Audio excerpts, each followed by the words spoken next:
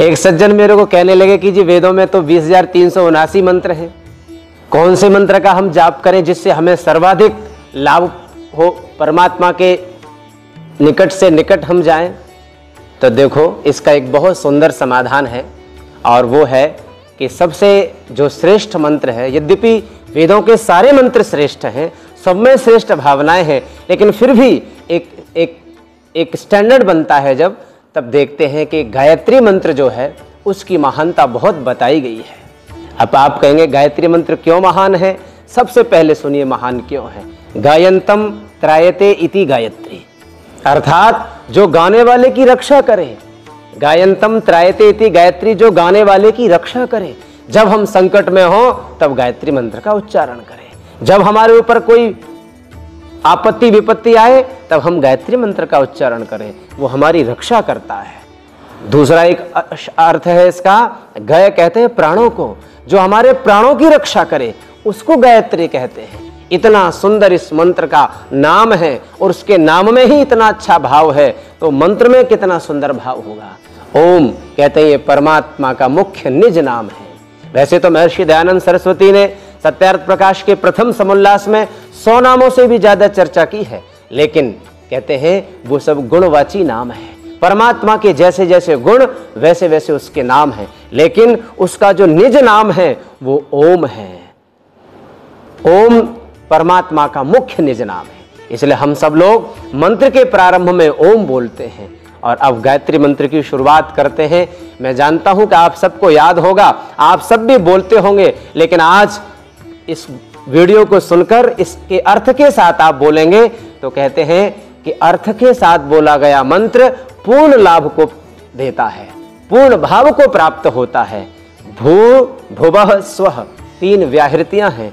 भू कहते हैं जो प्राणों को देने वाला है, प्राण प्रदाता है। स्वः भू भुवः अर्थात जो हमारे जीवन के कष्टों को हरता है, और स्वः जो सुख स्वरूप है, प्राण प्रदाता, दुख हरता, सुख स्वरूप, ऐसा जो परमात्मा है वो ओम है।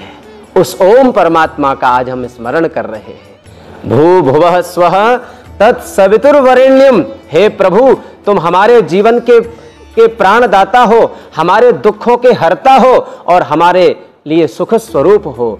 ऐसे उस महान परमात्मा का आज हम वर्ण कर रहे हैं। वरेण्यम अर्थात वर्ण कर रहे हैं। दूसरा अर्थ होता है कि वर का अर्थ होता है श्रेष्ठ।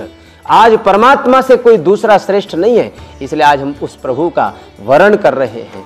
तत्सवितुर्वरेण्यम क्यों वर्ण कर रहे हैं? क्योंकि वह सविता है, सारे संसार को उत्पन्न कर रहा है, सब हम सबको एक नई ऊर्जा देने का काम कर रहा है, एक शक्ति देने का काम कर रहा है, इसलिए हम परमात्मा का वर्ण कर रहे हैं। भर्गो देवस्य धीमहि, हे परमात्मा हमारे जीवन में जो भी क्लेश है, कष्ट है, दुख, दारिद्र्य आदि व्याधि संकट है, उनको आप दूर करना, उनसे हमें बचाना, उनके उस भाव से हमें बचाना। और कहा धीहि, एक सबसे बड़ी बात कह दी, क्योंकि मनुष्य की मनुष्यता जो है वो बुद्धि के लिए जानी जाती है। वैसे तो संसार में सभी प्राणी समान होते हैं, लेकिन हम कहते हैं कि मनुष्य क्यों समान है? बोले पाणी वाणी उसके लिए अलग से दी गई है, उसके पास बुद्धि अलग से है, और बुद्धि का भी बहुत बड़ा एक स्तर दिया है। इसलिए कहा धीहि, अर्थात वह जो परमात्मा ने हमें बुद्धि दी है, नः प्रचोदयात्, एक अच्छे कार्यों में प्रेरित करें। हम कहते हैं कि प्रभु हम वेद मार्ग पर चलते रहें, हम आपके बताए हुए उस दिव्य मार्ग पर चलते रहें। ऐसा मार्ग जो प्रभु ने हमें वेदों में प्रशस्त किया है, हमें बताया है, हम उस महान मार्ग पर चलते रहें। इस महान गायत्री मंत्र को इसलिए महान कहा गया है क्योंकि इसमें हमारे जीवन के संपूर्ण सुरक्षा की बात कही गई है, हमारे जीवन को संपूर्ण रूप से सुंदर बनाने की बात की गई है। इसलिए ये मंत्र जो है वो श्रेष्ठ है, महान है।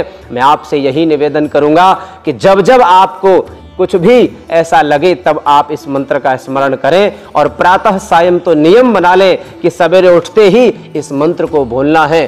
11 बार कम से कम बोलें। दिन में एक स्वाभाविक प्रवृत्ति ऐसी तैयार करें कि जब कुछ ना कर रहे हो तो आपका मन अपने आप गायत्री का उच्चारण, मानसिक उच्चारण करता रहे।